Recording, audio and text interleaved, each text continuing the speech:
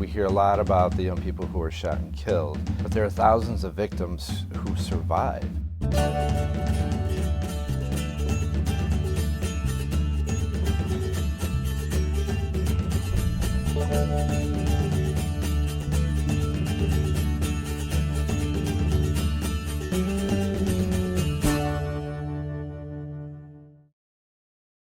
Welcome to Face Chicago. I'm Debbie Frazier.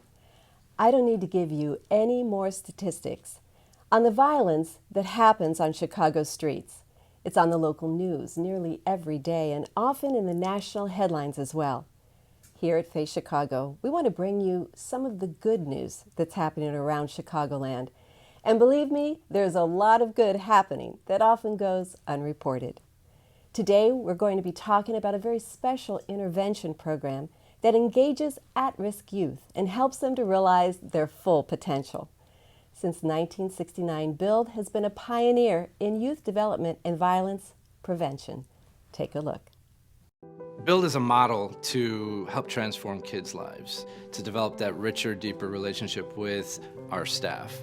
And so that relationship over time as it builds is really the transformative element of what BUILD, I think, has done fantastically since 1969. It takes a village.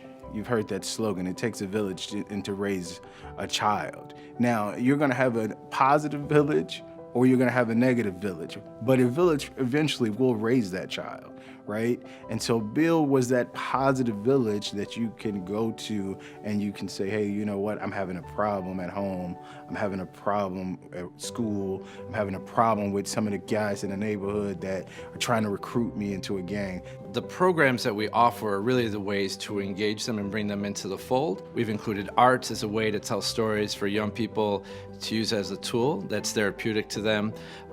We've also included our brand build jewelry making program, which is an entrepreneurial and leadership program here. We have a public speaking contest. Hard enough for adults to get in front of a crowd to share anything, whether it's their story or otherwise.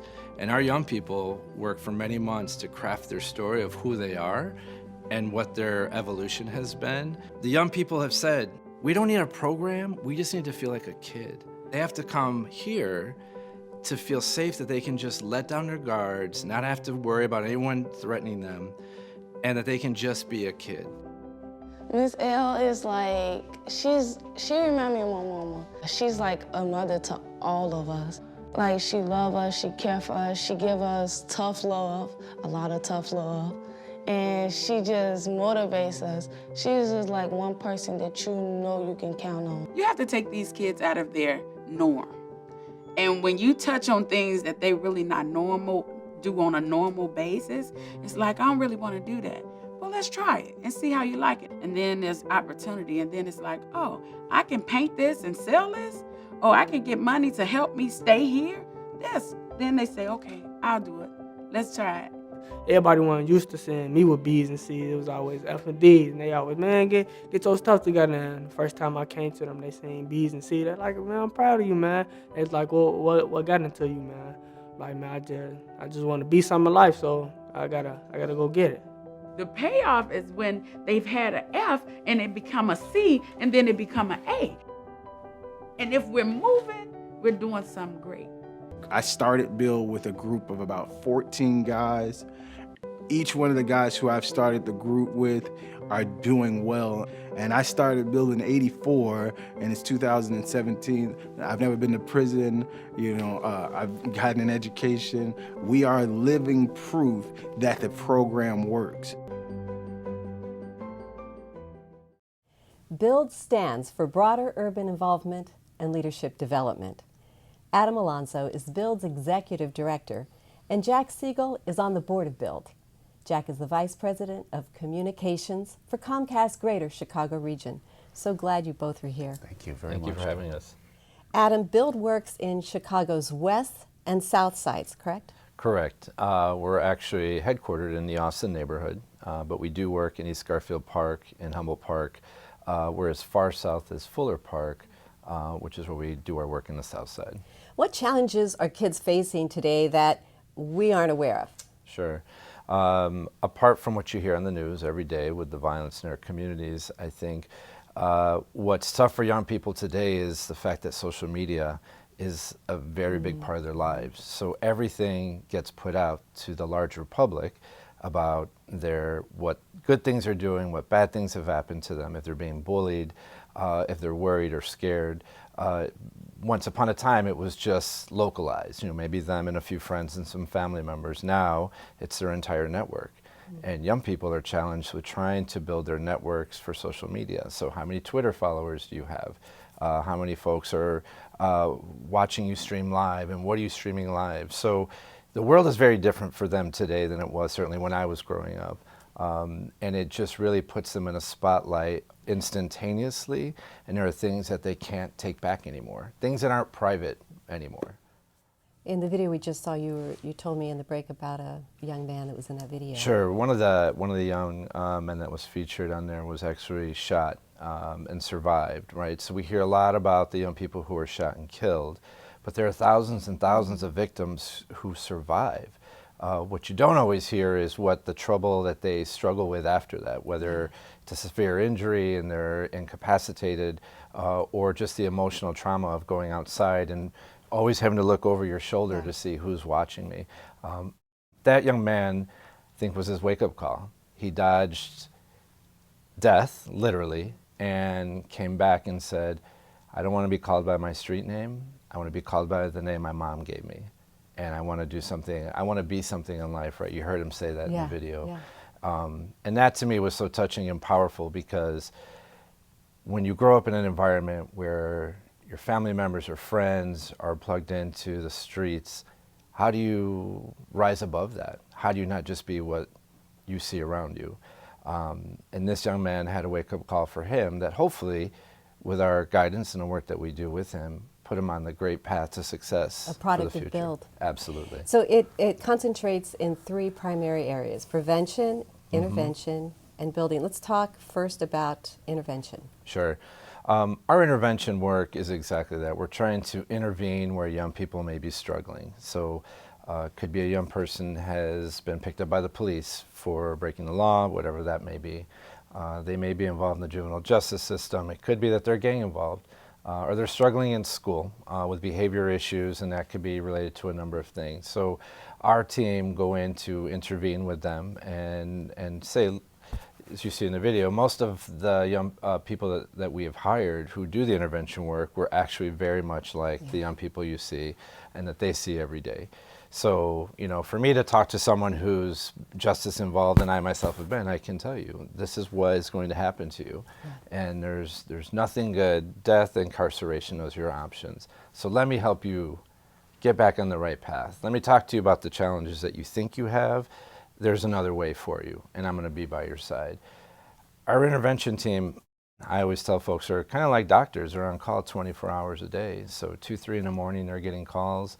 Young people are scared. Especially 2 or 3 in the morning. Especially 2, 3 in the morning. And, they'll jump up and drive to where the young person is, or at least talk them down from whatever is happening. Because the biggest thing that they have to accomplish to be able to transform young people's lives is to establish trust. And as a young person, I need to know that if I call Jack, Jack's going to pick up the phone, no matter if it's 2, 4 in the afternoon or 2, 4 in the morning, Jack will be there for me. Let's talk about that for a minute. Jack, you've been involved with this program, I think you said 10 years. 10 years. Yeah. So you must have seen results. I think the really amazing thing for me, because I have been there for 10 years, is to see some of the kids that started and had all these issues and see them enveloped into the build. It's a family. I think that's the one that's a really cool thing. It's a family. You go there, you feel comfortable like you would with your own family. And when you establish that trust, when you establish those relationships with the people who work there, and you are exposed to really positive things like artwork and sports and help with school and college prep and all that stuff, it changes your life. And I've seen kids just change from one thing to the other, and it's so awesome to see that happen. Finally experiencing family in the way perhaps it should be. I want to talk about some of those programs when we get back. We will talk more about Build's programs, a new building, an art program, and how they're helping kids dream big dreams. That's what's coming up after the break.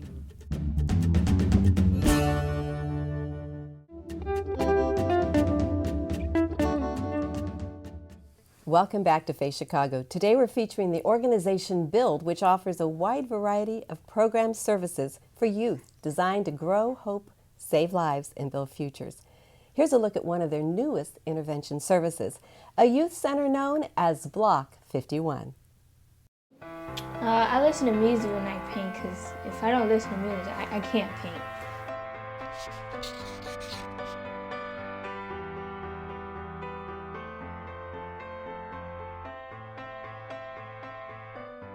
Hey, what's up everyone? My name's Rick Miranda and welcome to Block 51's Art Studio.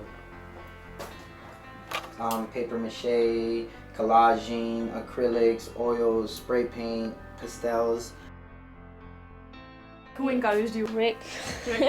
You have a teacher, you have to be professional around there and stuff, but with Rick it's like you could just be yourself. I wouldn't be in art shows or anything because I don't really like to publish my art, but now I do.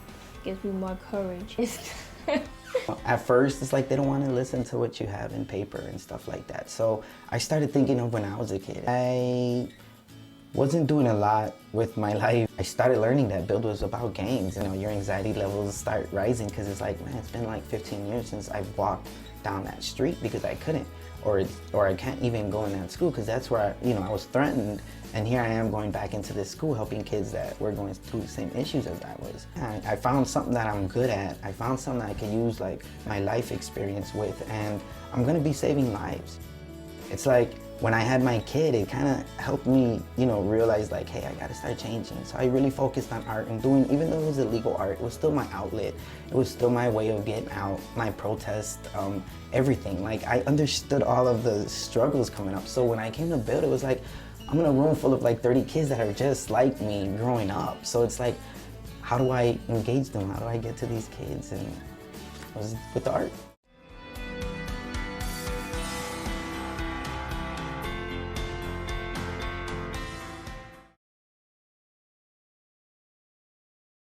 Adam Alonso is Build's executive director, and Comcast Vice President Jack Segal is on the board of directors of Build. I just loved that video. Tell us more about Block 51 and the art program. Sure. Block 51 opened a couple years ago. We're in South Austin, and the rise and uptick in violence, we knew we had to respond to that. We needed to offer our physical space as a safe haven for young people. Turning it into an arts-focused teen center wasn't really the thought at the front end. But the success we've had using art as a hook for young people, in addition to our sports and other programs we offer, has really taken that teen center and anchored it very deeply.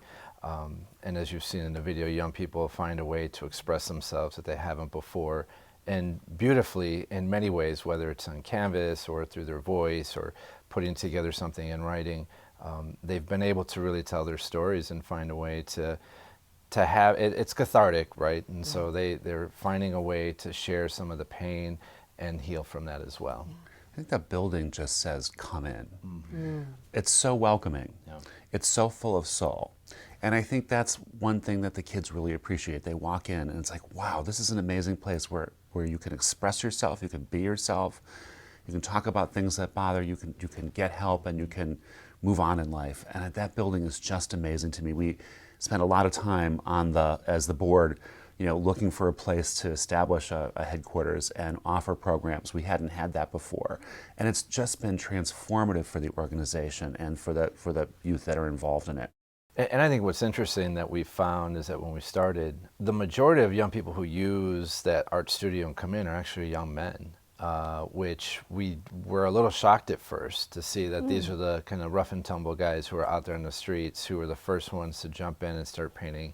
And when they're in the zone, they're focused, they're doing what they need to do. And again, I think that has allowed them to have a safe space to really be creative, be a kid, and just kind of let everything else wash away as they're doing their art.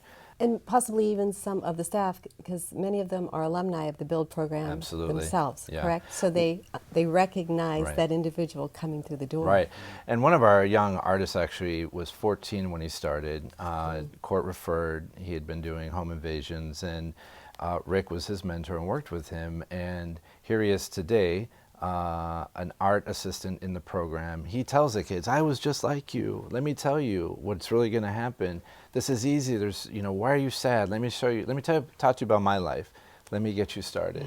And he loves it. I mean, he eats, breathes, and sleeps art. He's like, I've finally found a way for myself to feel almost human again and like a real person. So talk about the passion that pours out of Adolfo. I mean, And block parties and family nights. Let's talk about that more with Adam and Jack after the break.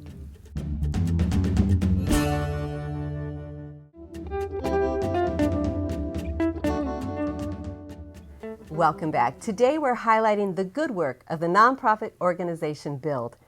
BUILD's executive director, Adam Alonso, has spent more than 2 decades in the nonprofit world working with high-risk youth in youth development. Jack Segal is on the BUILD's board and serves as the Vice President of Communications for Comcast's Greater Chicago region. So glad you're here again. Love hearing about the hope that is provided through this program for these young people. Block parties, family nights, what's that about? absolutely. This is the way that we engage community members, not just our young people, but their parents as well. Family nights are great. It's where we have an opportunity. We share space in a church or in the gymnasium of one of the local schools. We invite other community partners to come and do games and share information, talk to parents, and it's for families of all ages and sizes. So from toddlers, we have our preschool folks come in and do work with them. We have basketball games, dance tournaments, and the idea is that families don't need money to come and spend time as a family. They have a meal together, they get to play and enjoy themselves and pick up some information. Block parties, absolutely important, particularly in the summer where blocks are not always as safe. And so when we come out, we shut it down. We have games, we have prizes, we bring basketball hoops, and we're barbecuing in the middle of the street. Families love it, kids love it. It's the one time that families get to feel safe and let their kids come out and be kids on the block. And like the young man said in the video, it's saving lives. Absolutely. Yeah.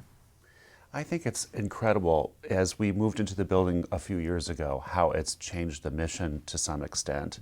And it's allowed us to be a real anchor in the Austin neighborhood and to bring other organizations together and go deeper and build that sort of world of safety. I think it's been an incredible experience for us as we've developed that. You know, I see the passion on your faces. You're in it to win it. Absolutely. Yeah, absolutely. I think when they come in the door, sometimes they don't even know what to want in life. And Build helps them figure out how to think about that, how to dream. And I think that's the most exciting thing for me about Build, is it puts that something in their mind and it changes their lives. That's why I love it so much. Wow, how to dream. It's difficult to realize that there are young people as young as some of those that have been in your video that don't know any longer how to dream. Adam, how do you want them to dream? You know, when you're talking to young people who have no hope, it's palpable, you see it, you feel it. So once you know you've ignited that little spark and it starts to grow within them, and we've got to continue to keep that flame so it doesn't blow out from the things that come against them. And that's then where you see this opportunity to dream. Maybe I can go to college, right? And this is what our Building Futures program does. It helps them to think, you can go to college. This is what it looks like. But Build helps them with those decisions. Absolutely. We help them navigate that whole process. We help their parents get involved and navigate that process as well. The application process to the financial aid process, all of it's pretty hard and tough, and it's huge to navigate through. So our team is dedicated to making sure that you have a team with you to get you through from point A to point B and successfully enroll in college. What do you see for Build in 5 years? I see Build anchoring deeply into the community in Austin. I see Build continuing to expand programming in the other communities that they serve. I do have wild dreams of an amazing state-of-the-art teen center in Austin as one of the premier youth service organizations there. Jack, did you know that? Well, for me, it's like, that core that I love about Build will always be there, regardless of how big we get, regardless of the programs and services that we offer, and it's really going to be about that kid and changing the life of that kid. And again, I just keep going back to that. That's why I'm involved. It doesn't matter what you guys do, it doesn't matter where you do it. I am so involved and love being part of that organization because it changes lives. We applaud you because we love changing lives. We love what you do, so thank you. Thank you. Some good news from Face Chicago after the break.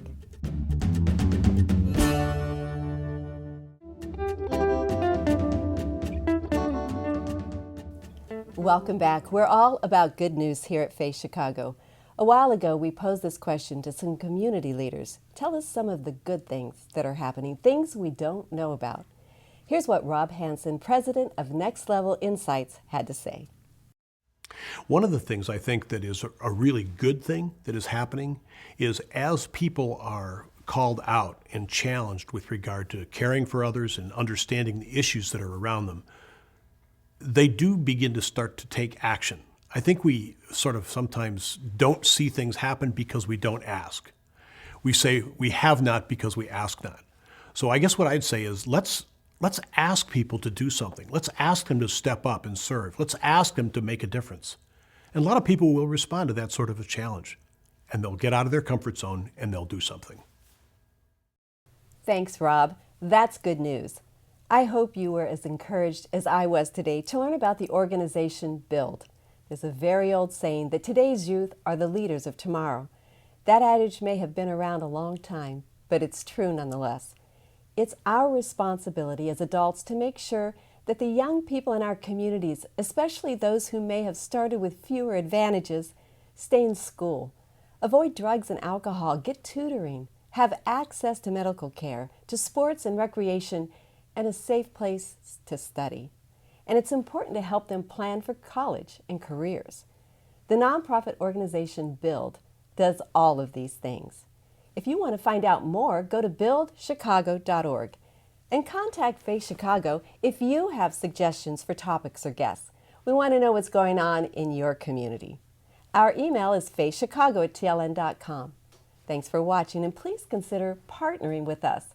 TLN is donor supported. Programs like Face Chicago are only possible with your support. We'll see you again next week.